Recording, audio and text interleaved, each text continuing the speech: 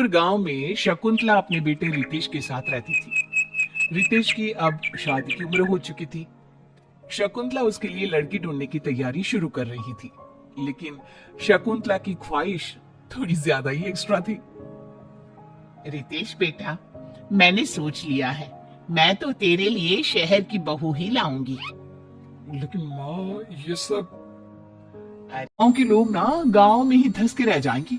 और रही बात मेरे छोटे कपड़े पहनने की, तो गलती गांव वालों के नजरिए में है, मुझ में नहीं। मेरा मन जो चाहेगा, जैसा चाहेगा, मैं वैसा ही करूंगी।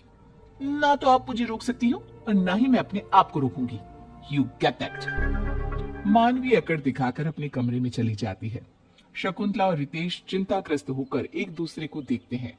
क्या सोचकर लाई थी इस कलमुही को यहाँ पर, और क्या से क्या हो रहा है। दिन प्रतिदिन मेरे सर का पारा हाई करती रहती है ये बहू। मैं भी तंग आ चुका हूँ। अब इस दलदल से कैसे बाहर निकले माँ? अब तो एक ही उपाय है बेटा। दिन ब दिन मानवी धीरे धीरे पूरे घर को बर्बाद करने लगती है और वो क्लेश के सिवा और कुछ नहीं करती।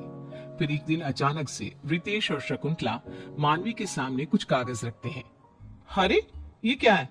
कौन से पेपर्स हैं? अपनी जमीन मेरे नाम कर रहे हो क्या? I knew.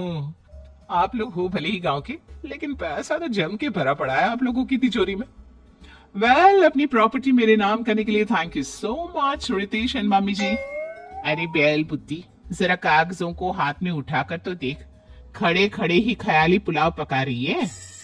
जब मानवी उन कागजों को अपने हाथ में उठाती है, तब वो देखती है कि वो तो तलाक के कागजात हैं। ये क्या?